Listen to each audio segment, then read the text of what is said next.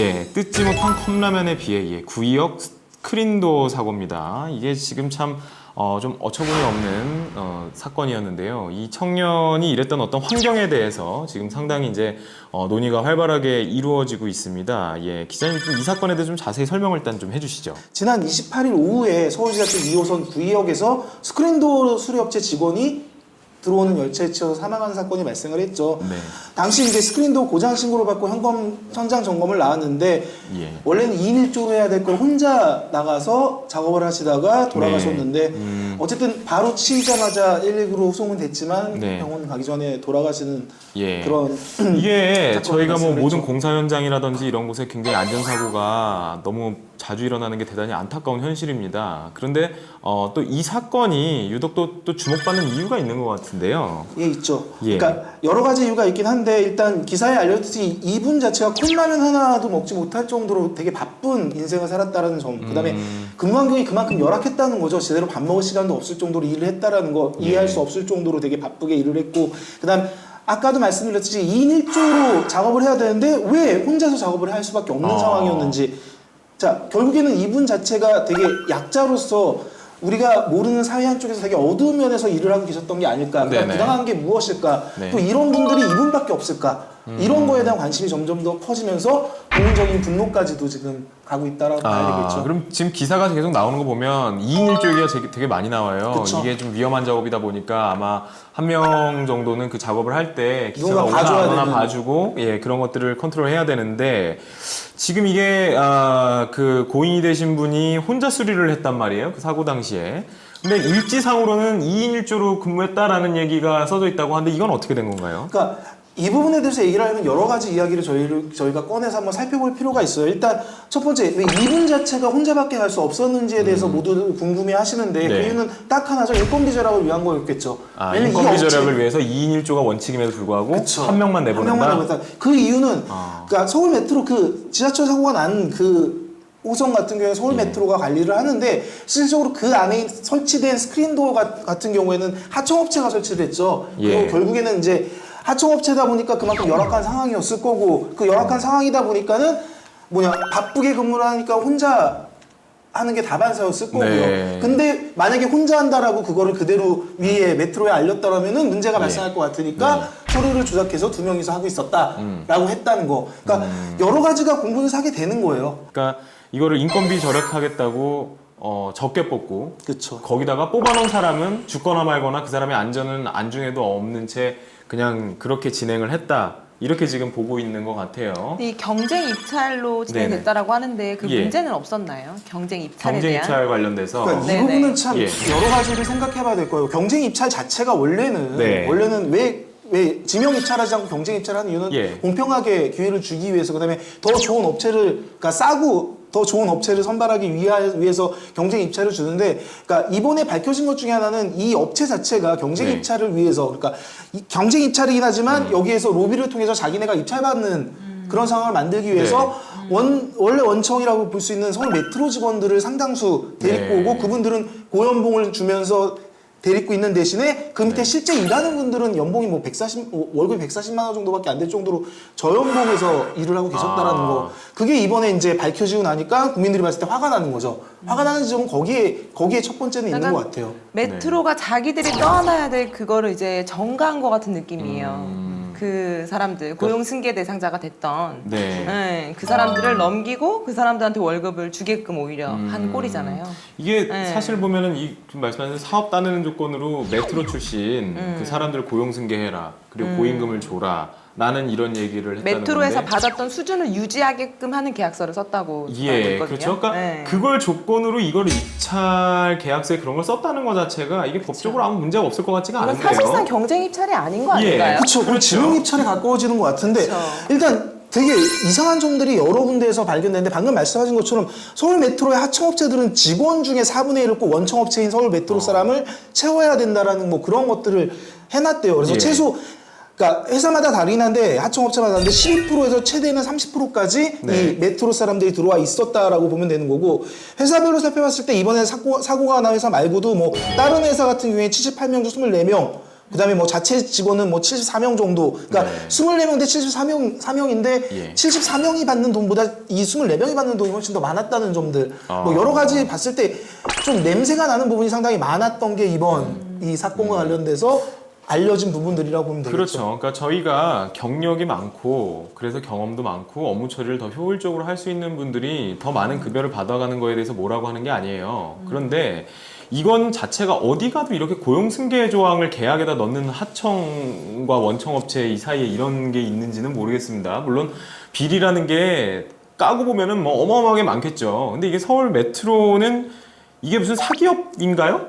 서울 메트로가? 엄밀히 따지면 공기업이라고 봐야 되겠죠. 그러니까, 예. 그러니까 서울시 산하기관이라고 봐야 된다라고 저희는 그쵸. 생각을 그러니까 하는데 제 얘기는 뭐냐면은 이 서울 메트로에 국민의 세금이 10원도 안 들어가냐는 거예요. 이거 말이 안 되죠. 예. 그럴 리는 없죠. 그러니까 이런 데서 일을 하시는 분이 사기업하고 짜고서 이렇게 되는데 세상에 공짜가 없지 않습니까, 여러분? 이 사람들 이렇게 고연봉 주고 고용승계 보장해 주려고 그러면 나머지 사람들이 가져갈 걸 적게 하는 수밖에 없어요. 그러면 나머지 어디서 적게 가냐는 거예요. 인건비는 그대로 나가는 건데.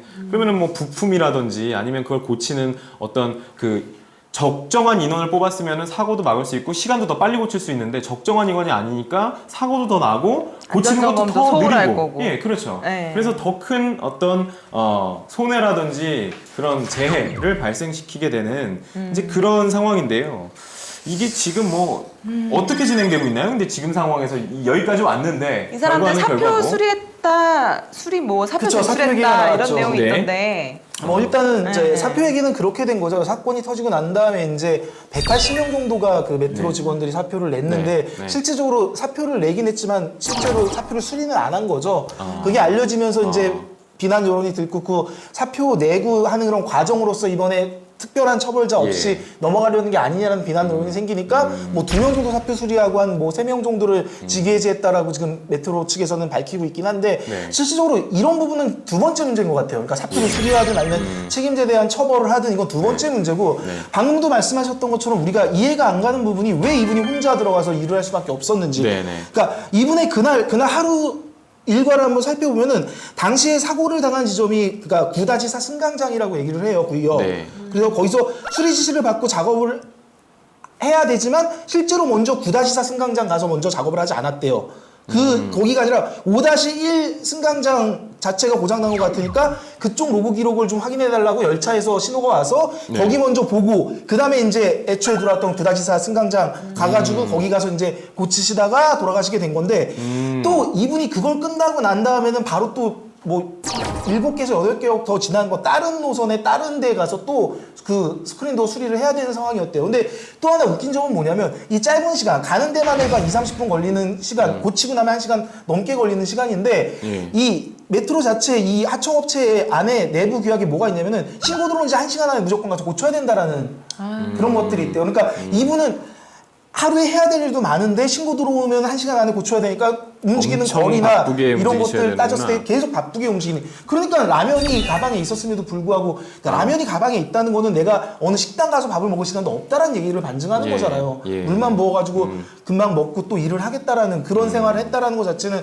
인원을 되게 부족하게 갖고 있고 그다음에 그 부족한 인원 가지고 되게 힘들게 일을 돌리고 있고 네. 당연히 2명이어야 되는데 1명밖에 안 하니까 사고는 날 수밖에 없고 이런 사고는 계속 발생할 거라고 봐야 되는 거죠. 앞으로도 네. 그대로 간다면. 참 어처구니가 없고요. 그리고 이걸 바로 또 제재할 수 있는 법률이 또 없다는 것도 예. 사실 문제가 심각한 것 같아요. 예, 저기 네. 멍08님께서 말씀해 주셨는데 처음이 아니라 반복적으로 일어나는 똑같은 사건들이 그것도 그렇죠. 사람의 목숨에 대해 그렇죠. 지하철 쪽이든 정부든 사건 덥게 급급하기만 하고 도대체 언제까지 아니란 태도를 가지고 있을지 것이 답답합니다. 예, 아주 요약정을 잘 해주셨는데 제가 이거 조사한 걸 보니까 이렇게 돼 있더라고요. 구의역 사고 이후에 서울 메트로가 어떤 거짓말을 했냐면은 9개월 전에 강남역 사고 이후에 2인 1조 작업 수칙 확인 점검 강화했다. 강화를 라고 했대요. 예. 예. 그런데 구의역 사고 당시 2인 1조 확인하지 않고 스크린도 열쇠를 건넸대요. 근데 사고가 났을 때 유족들한테 영무실에서 아니 영문 허락도 없이 스크린도 열쇠를 돌아가신 분이 가져갔다는 얘기를 했다는 거예요. 근데 나중에 CCTV를 확인해 보니까 영무원이 넘겨준 그게 나와서 유족들한테 사과를 했다라는 게 있고요. 그리고 팀장 이상 간부들 사표 제출 5일 팀장 이상 간부들 180명 사표 제출했다고 발표했는데 확인 결과 한 명도 사표 수리 안 했다라고 하고 뒤에 변명 뭐라고 하냐면은 다음번에 이런 유사한 사고가 나오면 그땐 묻지도 않고 해고를 하겠다라는 의미로 사표를 받아두고 있는 것이다. 뭐 이런 얘기를 했어요. 이런 사람들 월급 줄 돈이 있는데 예. 보상금 줄 돈이 없다라고 또 했다고. 예, 그렇죠. 그런 얘기도 나왔죠. 이게 뭐 말도 안 되는 하청업체에서 소리야. 자기네들 네. 그 은성 PSD인가요? 걔네가 위로금 줄 돈이 없다. 뭐 이런 얘기 했는데요. 근데 그건 가능할 수도 있는 얘기예요. 예. 그러니까 은성 PSD 자체는 돈이 없을 수 있겠죠. 근데 이걸 책임 소재를 어디로 봐야 되는지를 저희가 좀 더 확대해서 봐야 될 필요는 있을 것 같아요. 그러니까 제가 이제 뭐 하나를 말씀드리면 2012년도에 그 인천 쪽에서 그 공항철도에서 그 노동자들이 5분이 열차에 치여서 돌아가신 사건이 있었어요. 그때 겨울쯤에 2012년 11월인가 12월쯤 난 사건이 있는데 그때 당시에도 이번 사건이랑 되게 유사한 패턴을 보였어요. 사망자가 똑같이 발생했는데 이거를 나타내는 그 원청 업체, 하청 업체나 원청 업체나 똑같이 나오는 게 책임을 다 돌아가신 분한테 돌리고 있는 거죠. 근데 엄밀히 살피면 그때도 결국에 밝혀진 건 뭐냐? 이건 결국 국토교통부 장관이 와서 사과를 하고 결국에 국가가 배상을 하는 쪽으로 마무리가 됐었는데 이번 건도 마찬가지라고 봐요. 오늘 뭐 뒤늦게 서울시장에 나와서 사과를 하긴 했지만 만약에 이 서울 메트로 같은 경우가 서울시장 책임, 서울시 책임하에 있다면은 서울시에서 명확하게 이 사고 원인 밝혀야 되고 그다음에 이분에 대한 보상이나 이런 부분을 이 하청 업체에다가 맡길 게 아니라 직접 시가 다 알아서 해줘야 되는 부분 그게 국민을 위한 게 아닐까 이런 생각이 듭니다. 네. 이런 하도급은 사실 계약서 자체가 굉장히 부당한 것 같아요. 계약서가 이런 건 어떻게 또- 돼 있나요? 지금 계약서 그 아까 고용 승계 그러니까 조항 고용 무조건 고용을 승계하되 뭐. 전 메트로에서 받던 급여 수준을 유지해라. 그리고 그쵸. 뭐 신고가 어떻게 들어오면 사기업- 한 시간 내에 다 이게 고쳐라. 대등한 사업자끼리 작성하는 계약서라고 볼 수가 있나요? 예, 상당히 완전 불공정한 갑질이죠, 이거는. 부분이고 네. 아 이게 진짜 입법을 할 필요가 있다는 생각이 네. 들어요. 갑질에 대해서 뭐 실질적인 어떤 폭행 뭐 이런 것들이 있지 않는 한은 사실 처벌하기 어렵거든요. 뭐 배상하기도 좀 애매하고. 그래서 그 갑질 부분에 있어서는 좀 요건을 명확히 해가지고 그 국회의원분들이 그걸 한번 갑질 방지법 같은 것들을 한번 좀 만드셔야 되지 않을까라는 생각이 공정거래법에 하나 추가해 주세요. 들어요. 예, 그러니까 공정거래법에다 넣으면은 체계상은 맞는 것 같은데 얼추. 그러니까. 이번에 이제 돌아가신 분 전에도 똑같이 같은 회사 사람 분께서 혼자 또 작업하다 돌아가신 적이 있었고 네. 이처럼 계속 사건이 발생하는 이유 중에 하나가 이 스크린도어 사고가 주 원인이 장애물 검지 장치라는 게 계속 고장이 난대요. 이게 네. 뭐냐면은 이제 서울 메트로 역사 121곳 중에 106곳이 포토 센서라는 똑같은 검지 장치를 사용한다. 그러니까 검지 장치가 뭐냐 문 닫히는 거를 이렇게 그쵸. 예, 뭐 껴있으면은 예, 열려야 되니까. 열리게끔 예, 하는. 예. 근데 이게 빛이랑 먼지랑 눈에 약하대요. 빛, 먼지, 눈. 아. 그러니까 웬만한 것들에 대해서 약하기 때문에 자주 오작동을 일으키고 자주 예, 고장이 난다는 예. 거죠. 그러니까 우리가 여기서 얘기할 수 있는 게 뭐냐면 이렇게 잘 고장 나는 거를 왜 여기에다 설치를 했는지 이 부분부터가 이제 살펴봐야 될 문제라는 그러니까 거죠. 생각해보니까 지하철 탈 때 있잖아요. 스크린도어 생기고 난 뒤로는 닫혔다 다시 열리는 일이 되게 많더라고요. 그쵸, 되게 예, 많죠. 띠리리링 해서 이렇게 딱 닫혔다 갑자기 다시 또 열렸다가 이렇게 다시 되는. 또 어떤 경우가 있냐면 이게 원래 그게 제대로 되면은 사람이 있으면 이게 다시 열려야 되잖아요. 네. 어떤 경우 그냥 이게 닫혀요. 닫혀가지고 끼는 경우도 예, 있잖아요. 끼고서 그냥 가고, 그러니까 뭐 여자분들 가방, 백 같은 거 낀 상태로 낀 그냥 가는 상태로 경우 저 가고. 한 몇 번 봤어요 저는. 저도 몇 번 봤어요. 아니 원래 저러면 열려야 되잖아요. 그쵸, 그게. 그쵸. 예. 엘리베이터처럼. 예, 그렇죠. 근데 그게 안 열려요. 그냥 그러니까 닫힌 상태로 가. 둘 중에 하나가 기술적으로 이게 어렵다라면은 끼면 안 기술이 돼요. 안 되면 사람이 필요한 거잖아요. 네. 기술이 안 된다면 사람이 필요한 거고 기술이 된다면 분명히 여기도 비리가 있겠죠. 그렇죠. 기술이 되는데 왜 그렇게 그걸 그쵸. 설치 안 했냐는 거잖아요. 그러니까 근데 기술 공무원 되게 생각해보면 저희가 뭐 될것 같은데. 자동문이나 이런 것들 지금 뭐 같은 엘리베이터 보면 엘리베이터 보면 다 충분히 제잖아요. 예, 잘 네. 되잖아요. 예. 근데 유독 이 스크린도어만 이런 사건이 계속 발생을 한다라는 건 분명히 이거를 만들 네. 당시에도 분명 어떤 입찰 비리나 이런 것들이 있었을 거라고 추측이 되고요. 네, 그다음에 네. 그걸 관리하는 이 업체 같은 경우는 또 예. 얼마나 많은 로비 자금이나 이런 데로 쓰이기 때문에 제대로 월급도 못 하청업체에다 줄 수 있는 원래 최소한의 금액을 줘야지 그게 그쵸, 되는 그쵸. 건데 그 그렇죠. 돈이 다른 데로 가니까 자꾸 이런 문제가 생기는 거잖아요. 예, 맞습니다. 예. 그러니까 경쟁 입찰의 문제도 거기 있는 것 같아요. 경쟁 입찰한다는 게 단가도 무조건 낮추려고 싸다고. 하는 거니까. 네. 근데 뭐 건축공사는 국가에서 정해놓은 금액 이하로는 입찰을 받지 말아라 뭐 이런 제도가 또 있더라고요. 그게. 이 문제가 제대로 보상까지 마무리가 짓고 안정까지 될 때까지 좀 관심을 가져주셨으면 좋겠어요. 그러니까 네, 언론도 국민 관심을 여러분들. 가져야겠지만 네. 일반 시민들도 계속 이 부분에 대해서 관심 가져주시고 계속해서 이 부분에 대해서 말씀을 해주시고 또 지적을 계속 해주셔야 예. 그래야 이번 같은 일이 또 발생하지 않게끔 네네. 정부가 대책을 마련하지 않을까 이런 생각이 듭니다. 네. 네. 자, 이제 시사돌지구 탑3의 첫 번째 주제, 구이역 스크린도어 사고에 대해서 다 살펴봤습니다. 시사돌지구 탑3의 두 번째 주제로 넘어가 보도록 하겠습니다.